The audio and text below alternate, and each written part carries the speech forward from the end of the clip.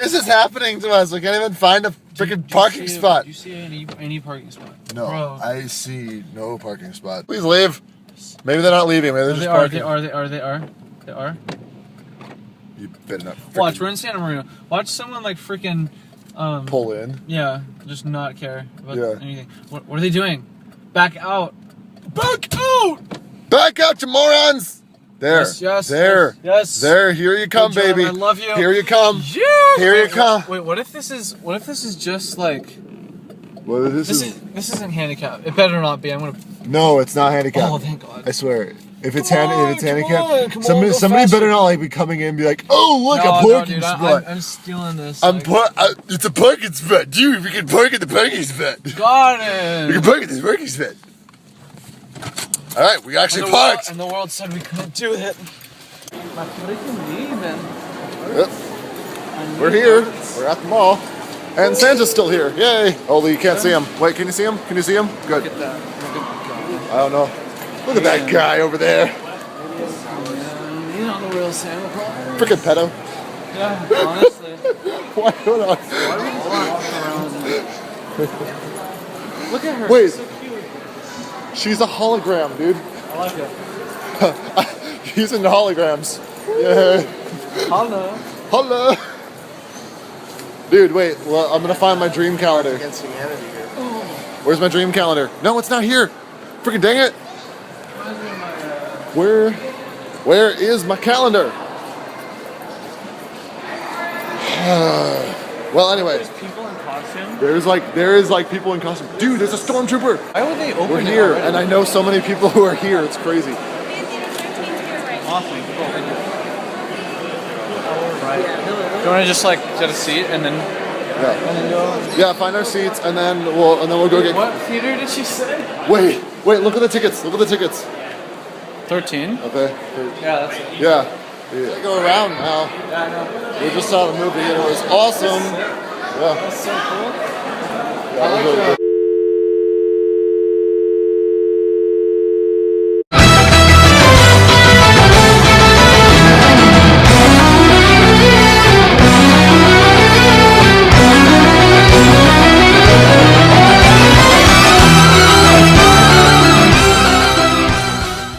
Hey, what's up, everyone? Did you miss me? I don't care. College sucks. You know who this guy is? You know why we're here? Let's talk about Rogue One.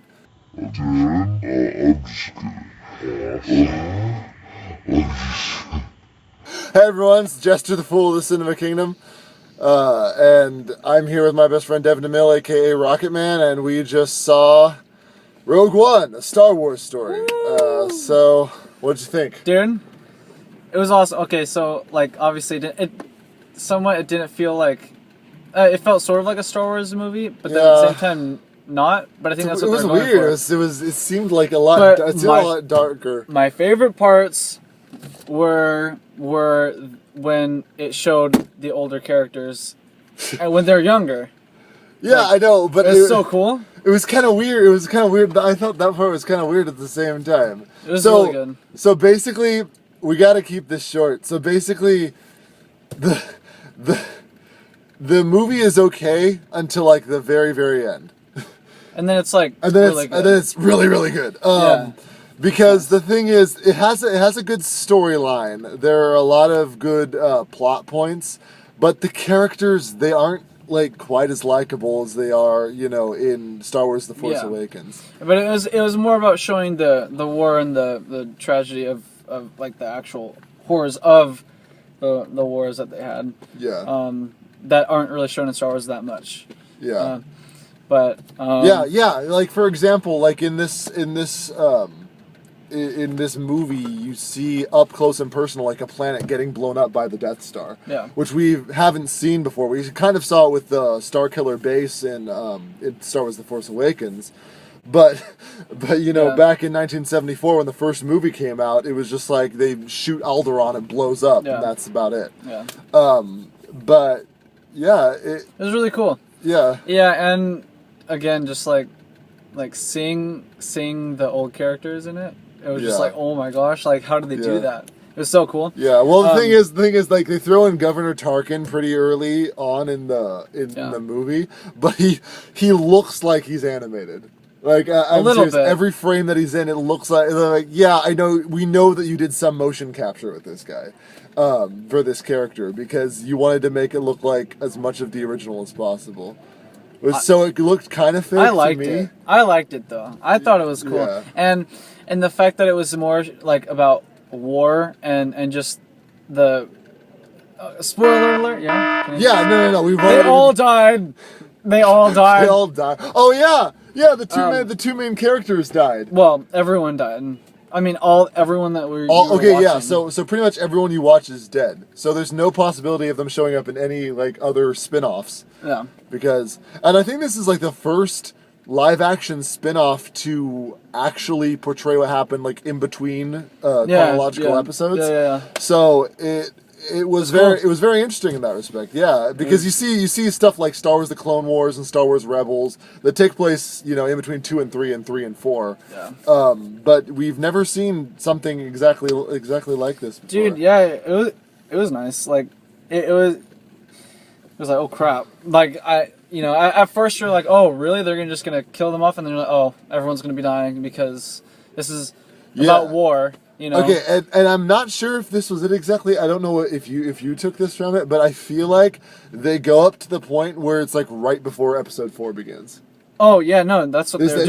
Is that like what happens? literally right before. Because that's what it seemed. That's what it seemed like. Well, and you kind of see it that way. Mm-hmm, because on the beginning of the fourth one, the big whatever ship. Yeah, you see the destroyer ship. And it's still flying. Yeah. So basically, and Leia at the end, dude, that was like solid. Yeah, and then you just see Leia at the end, and she's like, they send us hope because it makes sense, because the main character Jen, she sends off like the Death Star plan, so it has to happen like right before episode 4 happens. Yeah. Otherwise, it wouldn't make that much sense. Because it's interesting because like I was like, really, they're finding the Death Star plans like right when the Death Star is being built and everything, but then you see the Death Star like towards the beginning of the movie and it's full, so it's not like at the end of episode 3 where you see it just beginning to be built. Yeah. So it's kind of like you don't really know like when it takes. You have to watch it for a while before you know when exactly in between 3 and 4 it takes place. Yeah, and I think it also shows why at the beginning of the fourth one, like obviously everyone was scared of Darth Vader at the beginning, but like even more so, like why they were like shaking in the fourth episode, A New Hope, at the beginning when they're shaking because of Darth Vader. Because so much had blown up by that time. Yeah, and because Darth Vader was like killing like their friends. Yeah, I don't know. Like at the end, it was just so sick. So it gave it more context, right? Yeah. And with a lot of things, they explained a lot more things that weren't quite explained. But dude, yeah, it was awesome. Yeah, it was really cool. And was it actually James Earl Jones' voice? Yeah. Because it didn't sound that like it was. I mean, he's just older, but no, it was. Yeah. Yeah, but that was really cool how it builds up all the way to and also seeing the dude from the prequels, the third movie, Leia's dad. Oh yeah. Or. Not his dad, but like her her adopted father. Yeah. But no, that I liked how it led up to like literally right before. Yeah, I love that. A New Hope, because it wasn't like, oh, this movie happened, and then like maybe a few months later this happened. It was like literally. It was like you could watch this and then go right into A New Hope, and it would all it would all make sense. Even though, like, filmmaking style obviously would be different. Oh, yeah. Because it was made back in the 70s. Yeah. But still, it was really cool. I really liked it. And it was, I mean, like, it was when you watched it and you'd kind of feel, like, you'd almost lose the Star Wars feel, but then it'd throw in something from Star Wars and you're like, oh, yeah. We're in Star Wars, you know what I mean? It's odd in that sense. Yeah. Like for me, it was kind of like the first time I actually watched Star Wars as an 8-year-old because I didn't understand everything that was going on, but there was bits and pieces that I really liked. Yeah. And that's pretty much how it worked for me. And I think it's the same for you when you first watched Star Wars as well. Yeah. I mean, I watched them a lot more spread apart than you did, but I watched them 4, 5, 6. and then 1, 2, 3. Yeah. Well, I did too, but like I watched like episode 4, and then I had to wait a while until I watched 5 and 6. Yeah. And then I watched like 1, 2, and then it was a while before I saw Yeah, 3. my dad just sat me down and we just watched all the 3, the 4, 5, all and of 6. the original trilogy. Yeah.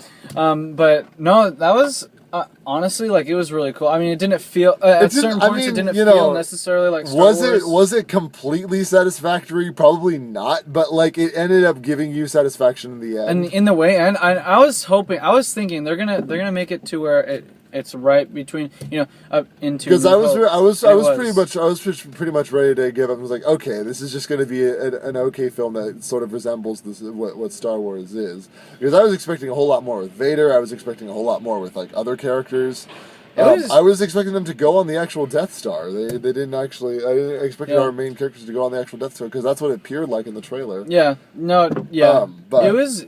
Yeah. It was really cool. I was just going in expecting it's not going to be like Star Wars, and for the most part, I mean, it somewhat wasn't. But then at the same time, they added those things from Star Wars that it's like, oh, okay, we are in Star Wars. All the old characters that you see, and it's kind of like destined to feel different just because they have new technology and everything like that. Yeah, and it did.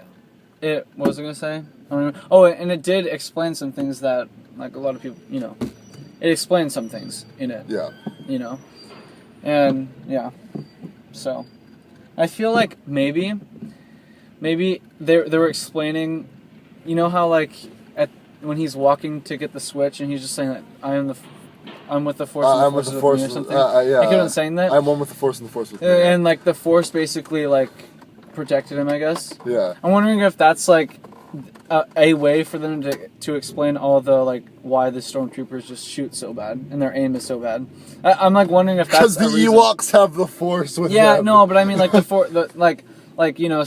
there's Han and Leia and everything that the Force is kind of like surrounding. You know what I mean? Yeah. Yeah. I don't know. Maybe not, but it did explain a lot of different things. Yeah, it did. And about why the weakness of the Death Star was there. That was nice. Yeah. That was really nice. Oh, yeah. So our main character's father was actually the one that planned the weakness in the Death Star because like you always wonder why would it have a flaw if it's created by the Empire? Yeah. Well, if there was someone from the Rebel Alliance to put that flaw in there purposefully. Yeah. It was good. Yeah. It was good, and you felt the. Although, why would they? I'm still not sure why the Empire would trust that guy. In building the Death Star, if he disagreed with them on ideals, Oh yeah. But I mean, they just thought they were powerful. I guess I don't know. Yeah, our influence is powerful enough, Right. And also a lot of like the in the Tatooine bar. Oh yeah. There was that one criminal across 12 systems guy. Yeah. Yeah. It's really cool. So that's all interesting. My favorite part would probably be that. Besides the new droid K2SO, I thought he was pretty cool. He was funny. Yeah, he was funny. And Darth Vader like slamming those rebels to the wall and slice and like. Okay, yes, major spoilers, but dude, that sequence is literally why you see the movie. Yeah. Why honestly, you see the movie is because he does draw out his lightsaber and slash up the rebel. And it's so funny how everyone in the theater was like, "Woo!" when Darth Vader's like killing all these guys, and it was just so funny. No. But the deal was like when he first shows up, nobody clapped. Yeah. Because when we first saw him, he was. Oh, and you saw him out of his suit. Yeah, he was naked. Slightly. And he was in like a hot bubble bath or something. He was like, that giant. Those giant tanks in Star Wars. They call them like bubble. Yeah. He was in like a giant bubble bath, and he had like the breathing apparatus on. Yeah. But then when he showed up, like nobody clapped because he wasn't doing anything. He was just talking. Yeah. But then finally at the end, when he started killing people, then everyone cheered. They did that because they were like, they're like, dude. People want to see this. Dude, people want to see that. Yeah. Okay, this is the Darth Vader that we want to see. So I don't think it was actually James Earl Jones in the suit. Maybe not. Maybe not. I don't think it was. But his voice, it was. Yeah. It was for sure. No, yeah, that was so different though. It sounds so different though, because I think one of the latest things that I've heard him do was in the '90s when he played Mufasa. Yeah. But anyway, Yeah. So yeah, those are our favorite parts of the movie. So what would you rate this movie? I think I would give it about an 8 out of 10. Yeah, I'd give it. Okay, so like. 8 out of 10 because most of it was just kind of forgettable. I mean, it did have good things. Well, but yeah, like, there were times when you were like, it wasn't what I was expecting. There were times in the movie where you were like, can we just have something happen? Yeah, and even in explosions, war aside, it I don't know. It was just odd. It didn't feel like Star Wars to me. It felt like some other sci-fi movie. Yeah, until they put some other some other Star Wars things in there. Yeah, but I'd give it a 7.5. I'd give it a 7.5 solid. Yeah.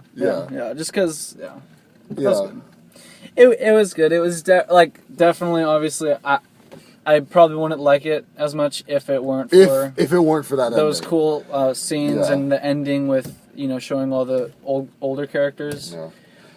They flashed C-3PO and R2-D2. Yeah, that was funny. Just real quick. Yeah. And I'm just like, well, okay. Yeah. We got to see them in Star Wars: The Force Awakens. Yeah. I mean, I would focus on young Princess Leia and young Darth Vader, but yeah. Anyways. Anyway, he has to go see it again. I have to go and see it again, right now. Yeah. So he's gonna drive me home friends. because I'm not gonna do that crazy stuff. Crazy Jay-Z. All right. So thank you all so much for watching. It's been a while, but since like August or whatever. Crazy. But yeah, like I said, college sucks, and I've missed doing stuff with my friends. So dude, we need to do more stuff, and we're planning something. We're planning a big project for the upcoming year. So we'll talk more about that later. But for now, thank you all so much for watching. So what did you think of Rogue One, a Star Wars? I was going to say Star Wars, the Force Awakens. What did you think of Rogue One, a Star Wars story, once you've seen it? Because this is the day, although the day we watch it is the day before it officially comes out. Put your thoughts in the comments below. If you like this video, be sure to like, maybe even a favorite. Don't forget to subscribe. And I will see you in the next crusade. Bye now. Goodbye.